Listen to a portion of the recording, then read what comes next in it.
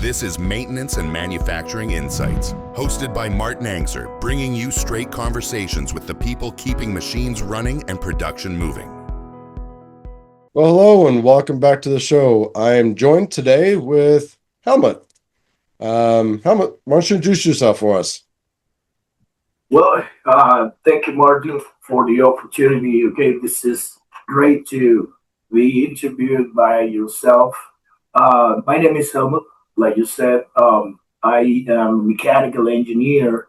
I started my career back in 1996, okay, which is a while ago. Okay, I started in the oil and gas industry, Oh, awesome. working in a refinery in South America. There, I met some equipment that I fell in love. Okay, which is the gas turbines. Okay, and I started working in maintenance for gas turbines, and then I moved to GE. At that time, it was GE Oil and Gas. Okay, today you can find it as Baker Hughes. Okay, with all Okay. Yep. the split that happened recently.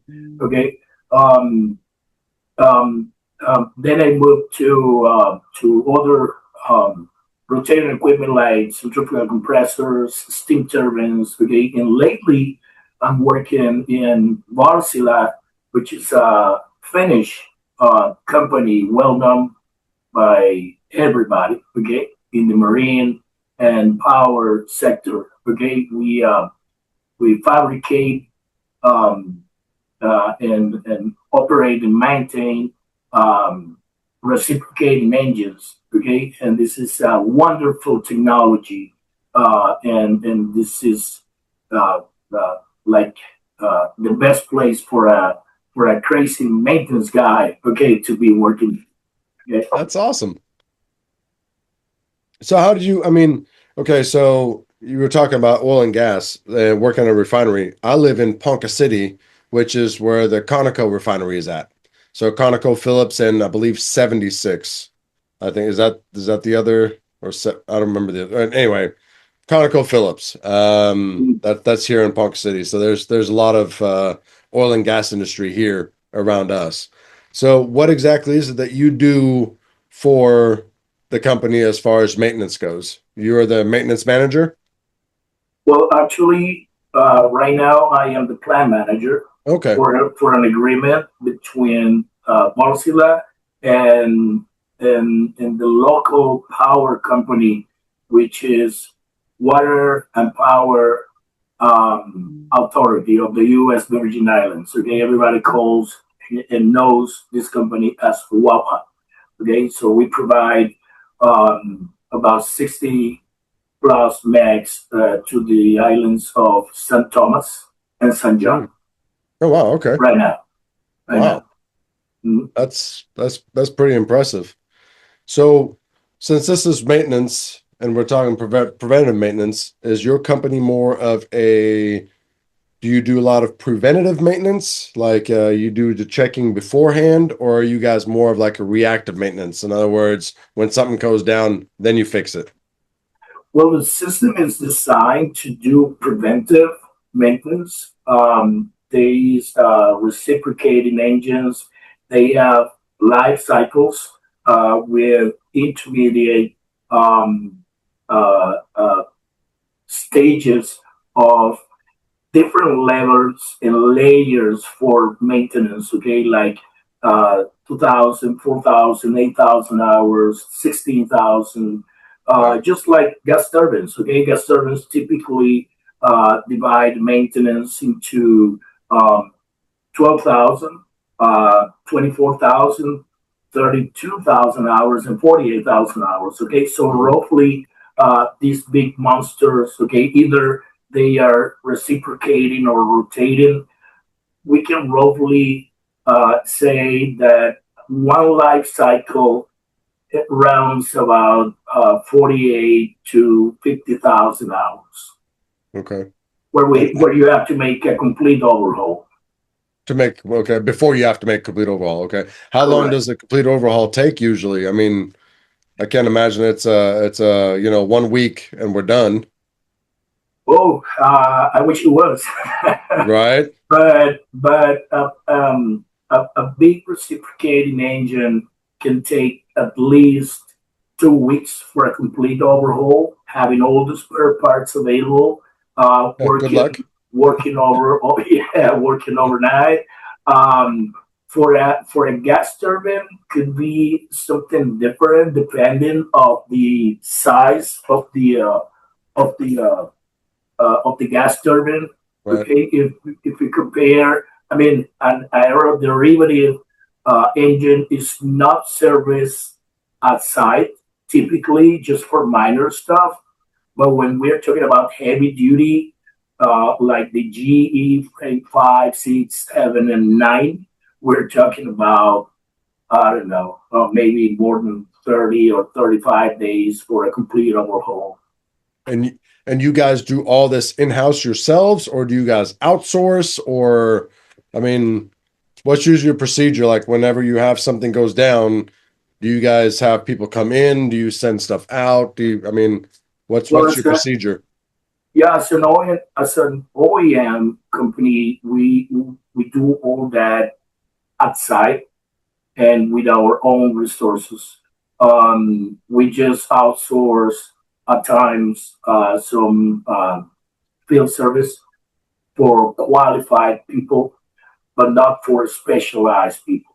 Okay, and it happens the same in rotating equipment. Um, um, uh, these big companies typically try to get protected with copyrights and patents and that kind of things. Okay, so we're really jealous. Okay, in our technology, which is the best, by the way. Right, right. Well, hey, I mean, if you can't stand behind your own product, I mean, then we got problems, right? I mean, daggone. Yeah, So, definitely is. uh, so what's one of the worst equipment failures that you've had to deal with that you were able to fix, and how did you fix it? Does that make sense? Yeah, that makes Yeah, sense. yeah. That makes sense.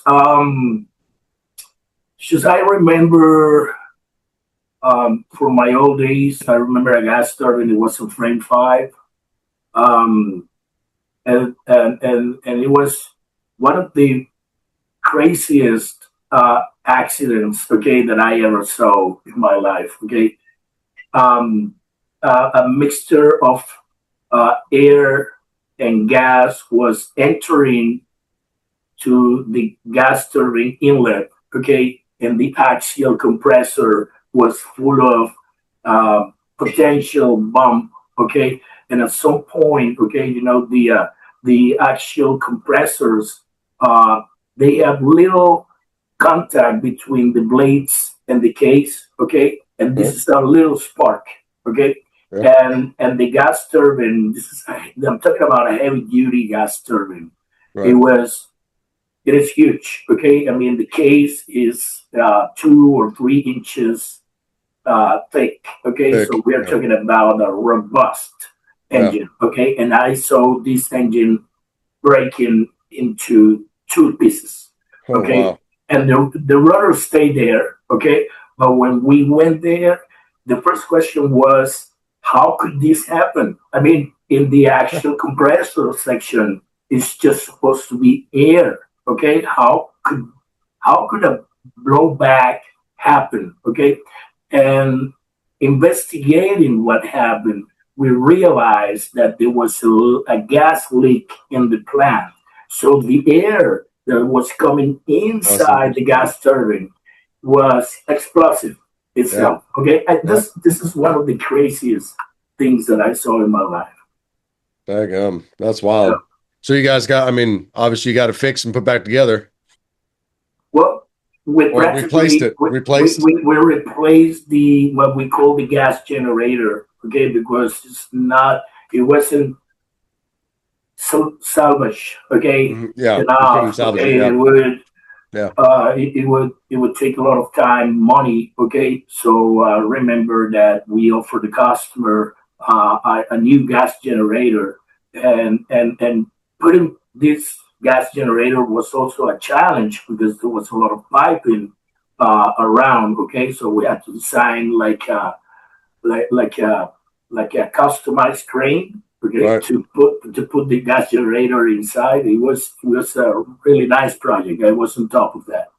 How long did it take you guys to fix that? Well, it took it took about 2 months. Okay. Yeah, Uh, I mean, but having to get a special crane and all that stuff, I mean, couldn't be yeah, easy. yeah, and one of the most challenging things was to remove and reassess, okay, whatever the explosion could take, okay, Right. because we had to remove the gas generator, but we also had to assess, okay, is the piping okay, is the instrumentation okay, what happened, okay, it's not Yeah. just about replacing the gas generator, replacing the engine, and that's it, okay. Right. No, we need to do an assessment even to the Yeah. foundation, okay, because I mean the foundation, the concrete could be affected too. Right. Fortunately, it wasn't the case. Okay, just a couple of minor things, and we could move on. Okay, but that assessment took a while. Yeah. You basically have to reverse engineer what the situation Correct. was and how it was created, and then figure out how to make sure that it doesn't happen again. Yeah, Yeah. absolutely, So absolutely. But it how was a big? great experience. I bet. How big a crew do you guys use for your maintenance team? Are you guys a lot of people or just a few? Well, it takes it takes a lot of people in the sense of the disassembling and reassembling periods. Okay, for a major overhaul, you can divide, I mean, roughly the schedule into three big pieces. Okay, Okay. one part, the first part to disassembling, Right. second part for inspecting and cleaning, Yep. and a third part for reassembly. Okay, Right. the part in the middle, I mean, the middle activity related to um, assessing, inspecting, and cleaning, it doesn't take much people, okay, at the site. Right. But for disassembling and reassembling, it does.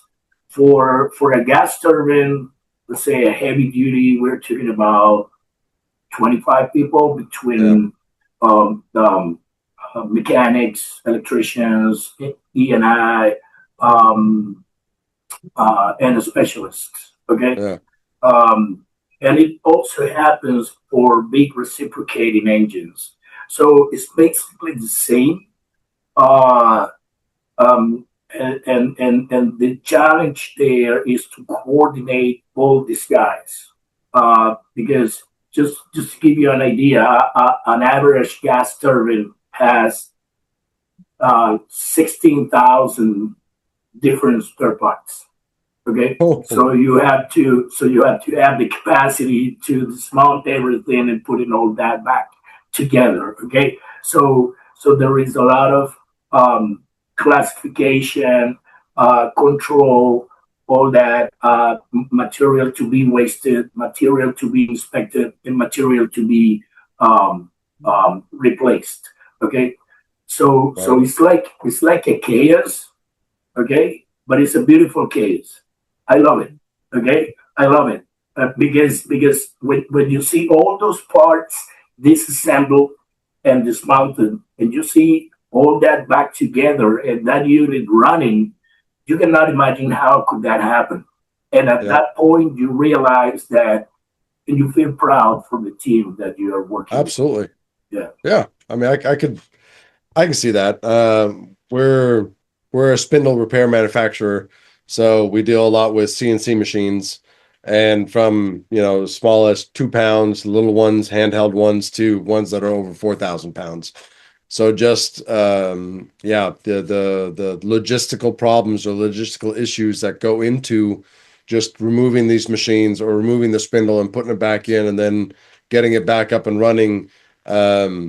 Seeing the team that does that and gets the machine back into working condition, everything, it's good. It's hard. It's pretty cool. It's definitely very cool. It is Very um cool. Yeah, Very cool. it's to If see it, if human it, beings be able to do that or accomplish something like that. It's pretty yeah, cool. and at that moment you understand how during your childhood, okay, you enjoyed, okay, destroying things and putting all back Yep, together yep. again, okay. So I'm always curious on how things work. You know, I mean, yeah, even if it's a toy or you know the big stuff or whatever else, it's just you always like, okay, wait a minute, now how's that yeah, made, or how does this yeah, work, and you know, seeing the mechanisms and how everything, yeah. And it's you know pretty what? cool. And I think that our parents, okay, had a very good role in that part of our lives, okay? Yes, Because once you disassemble everything and you were enjoying that, okay, because you were a kid, then your father came in and said, "You put all that back together and make it yep, yep. That's right. That's usually how it was, and that's work." literally usually how it was. Oh, you took that apart. That's very cool. Now put it Right? back together. I'm not buying you another one. You know, whatever else. It was, yep. Yeah, That's definitely how it went. That's how it went at yeah, my house, that's for sure. But absolutely, it's just the stuff that makes us who we are today, you know. So absolutely. so outside of what you do, what and I like this question. I'm pretty sure that I ask everybody the same exact question, but it's from your friends, families, your circle of you know, your circle or whatever else. When you tell them what you do or what you get to do on a day-to-day basis for a job, what is it to them that is the most surprising? Like, where's the shock and awe from your friends and family as to what you do when you tell them what you do? Well, um, it's funny because for the average, I would say American, when you talk about oil and gas, it's just about the pump. Yeah. And when it is about power, it's just about paying your bills, okay, and switching on, switching off uh, Yeah. your line in your house, okay. Yep. But most of the people are not aware of all the organization that is behind that, okay? Operations, logistics, management, and part of that is maintenance, okay? Yep. Oh yeah. So, so, so when people see these big monsters, okay, and they see just like a block, okay, I see something different, okay? I see spare parts that are getting damaged inside, okay? And they are having some starting to having some issues, okay, according to the trends that I see. And explaining that is a little bit tough, okay? So some people understands about reciprocating engines, okay, because these big reciprocating engines is just like your car engine, okay? They know that they have pistons, Yep. crankshaft, okay, spark plugs, okay, and this is what we do, but at a larger scale. Yeah. But for gas turbines, it's different, okay? It's difficult to explain to a person, okay, what a gas or a steam turbine is, okay? So, so people just say, okay, what can be damaged inside a gas turbine, okay? So I enjoy trying to explain in a simple words, okay, how that works and how important maintenance is, and and Absolutely. then and then um, that needs management, that needs coordination, orchestration. So people just get surprised, okay? And it's funny when you tell somebody in a flight, okay, when you are flying, in a I don't know, in one of these big planes, okay, with two big, Yep. Pratt and Whitney's or Rolls Royce, okay. Yep. You tell someone, okay, you know how many pieces are together in that gas turbine, and all of them needs to work good. About 10,000 different pieces. Yep. What? Yeah. Yep. So you need to have a real staff, and coordination and management to doing that. Okay, because not Absolutely. only one person can do that. Okay, so Yep. and that's the reason why we don't have accidents. That's the reason why you have power in your home, and that's the reason why you have fuel in the pump. Yep. Okay, so I feel, to be honest, Martin, I feel really proud of what I do. Um, I don't think that when we work in maintenance, we get a lot of prize, okay, or a lot of Yeah. recognition from the people actually that we serve. Right. But the best recognition that I can have is when somebody tells me in the island, "Hey guys, uh, we had a lot of outages. Okay, we had a lot of blackouts. Now we don't have that much. Okay," That's good. and I say, "Okay, we are doing the difference." That's And it's hard to explain you why. Okay, but this is my purpose in life. Okay. yep. So I'm gonna ask probably a controversial question, or mention whatever else. So, just because we're talking about, bringing power to homes and all this stuff, and how does how has the car or the automobile industry changing over to our lovely EV cars that are green and saving the environment? Have you noticed I'm doing this a lot, right? Um, how has that put strain, or what? I mean, you're the one producing the energy or the electricity, basically, or has that just really spiked a lot, or have we had issues with that? I don't see that happening. To be honest, I don't have numbers, but this is more like an opinion from my end. Okay, but I don't see power demand ramping up because EVs. Um, You do not see it. I don't see it. Okay. What I do see is optimization of fuel. Okay, from all the technology that is being implemented into the standard gas engines. Okay, if we put together, I mean, if we compare a vehicle today with a vehicle, I don't know, 30 or 40 years ago, okay, we were talking about three 350, okay, or 302 Mustang, okay, you Sure. know, uh, eating fuel like crazy. And you see the same car with more power today with just a fraction of that. In my opinion, the technology has been optimized in a better way than the implementation of EVs. I'm not going against EVs, okay, electric vehicles. I am 100%. I don't like them. I don't.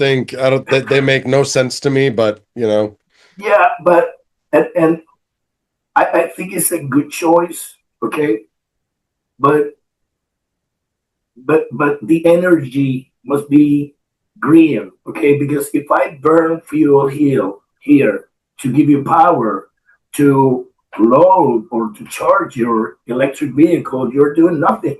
Actually, you're doing even worse, okay, because you need to add all the efficiency for the power generation and the transmission and your battery. Okay, so you're doing nothing. So if you have a solar panel in your home and you're charging your vehicle with that solar panel, that's okay. Okay, but then we need to add all the fuel and the energy that was utilized to build that car. Okay, correct. so that, I mean, I don't remember now. Okay, but it's something about 8,000 hours of working. Okay, when you get to the point. Okay, where these electric vehicle becomes a real green vehicle, Yeah. right? Yeah. Yeah. It's so, yep. You just confirmed exactly what I've always preached or thought or whatever else. It just, it's like we were talking about earlier. Sometimes what people don't realize is where things come from. I mean, it is not just, like I was talking to the guy with the glass. You see all the different pieces of glass you have around your home, whether it's a picture frame or the window you look out of in your office or the one in your home, whatever. It all has to come from somewhere. Uh, um, just like you don't go to Walmart to go pick up a steak, it has to come from somewhere. I mean, it has to come from a farm, which then goes to a butcher. There's always a process behind it. Just like when you flip the light switch, it has to come from somewhere. And that's where people just, they're following social medias or listen to what the TV is telling them, and there's never any self thought or self process of, wait a minute, where is this actually coming from? If I do this, what is actually happening on the other side? Which, I mean, you can't blame everybody for it because that's the society we live in today. Yeah, absolutely. I remember about 4 or 5 years ago, um, the coal plants, I mean, power generation from coal, uh, started to be decommissioned. Okay. And it was happening around the world. It was happening in the States as well. Okay. Mm-hmm. But at some point, the gas, I mean, those uh, steam turbines um, uh, uh, coming from coal power, okay, were supposed to be replaced by gas turbines, okay, Right. more efficient, less NOx, okay, Yep. very good. But 5 years ago, or 6 years ago, the gas prices just ramped up, okay, and Yep. and many companies, power companies in the states, okay, have stopped decommissioning that.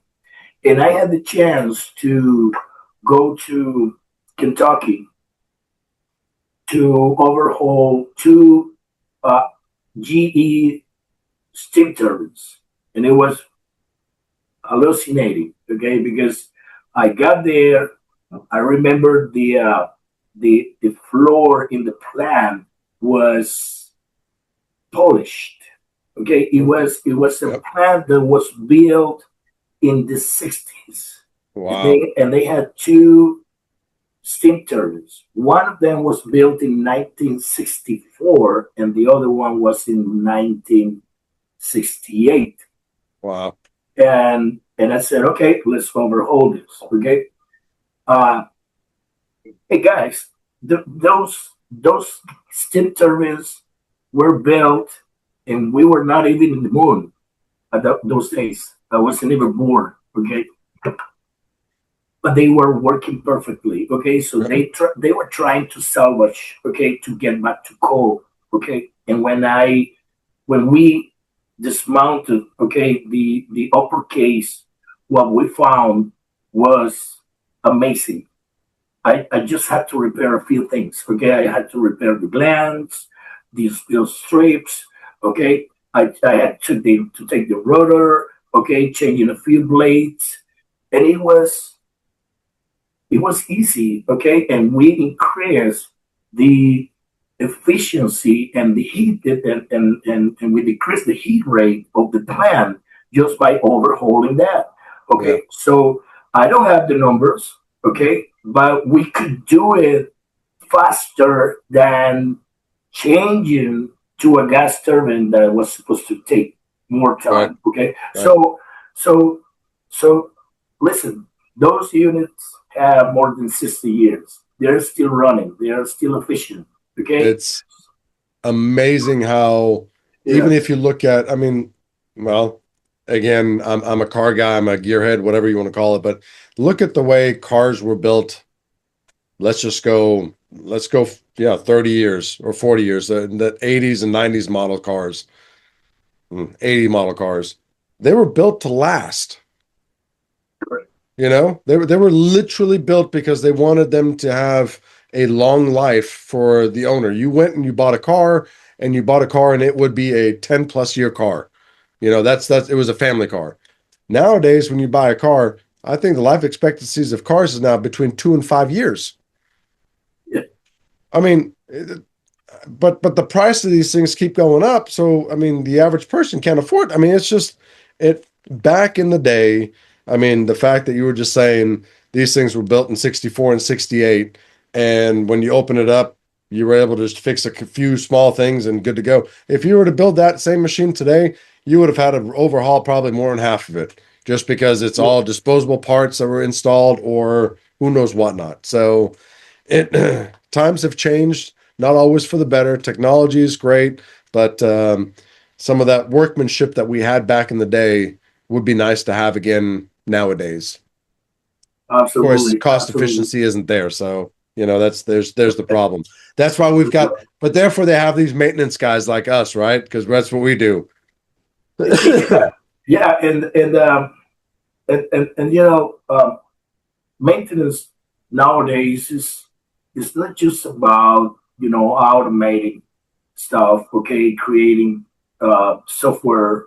Yeah, we can do predictive, preventive. Okay, we have amazing technology to detect a problem uh, upfront. Okay, and take an action in order to preserve the integrity of the equipment. But um, the challenges today are coming from a different source. Okay, Right. if you look at how the lead time is working in the world, okay, for spare parts, that's where the problems are. So Yeah. it doesn't make any sense that you can prevent or you can predict that something's going to fail when you ask to your provider for a rotor, a bearing, or something, and he's giving you a lead time of 18 months. Yep. What does that mean? Because of the war, because I don't know, because of the trade, because of whatever. Okay, Yeah. but supply chain now is something that needs to take the attention of the maintenance guy. Okay, more than predictive Yeah. technology is important, but we need to It's manage that. I feel like a lot of it is just companies are trying to be this skeleton inventory or a skeleton crew, everything about downsizing and not holding so much stock and this, that, and the other. But the problem is with all that less stock, we have problems getting our supplies. We have got Absolutely. problems finding our parts to fix the things that we need to fix. And yeah, I mean, we run into that.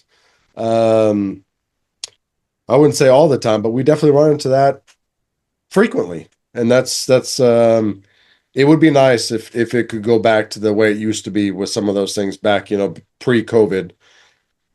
But I honestly heavily doubt that will ever come again. Yeah, I guess You that. know? I mean, we just need to adapt Yeah, ourselves. Um, correct. I think that there are a lot of maintenance managers that are realizing about this. Yes. Everybody that I talk with is saying, I am planning my next overhaul with 18 months Yeah. upfront. Yeah. Okay. Yeah. You got to play way ahead. Right. Way ahead. I don't care. I don't Yep. care if I have to scale or you know the budget, okay, or Right. ask for the different permissions, okay, to the project manager, to the finance Yep. manager, but I need to do the expense right now, okay. So we are getting conscious on this, and I think that we are just in this process to be adapted to the new days. Yeah.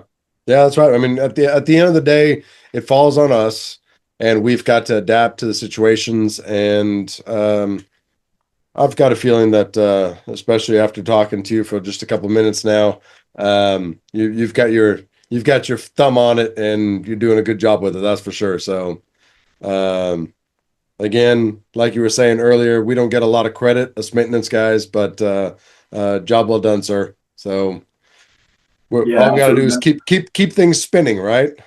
Yeah, and that's what I tell to my guys all the time. I've been doing project management for large scale maintenance projects, and and and I tell my guys, okay, don't expect any pricing.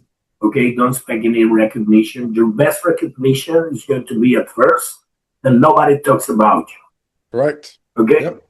you don't even exist. Okay, then if we can lower the budget, if we can lower the schedule, if we can do this with less resources, maybe we can get some recognition. Right. But just let's make the things worse, and that's our job. Yep. That's right. That's 100% right.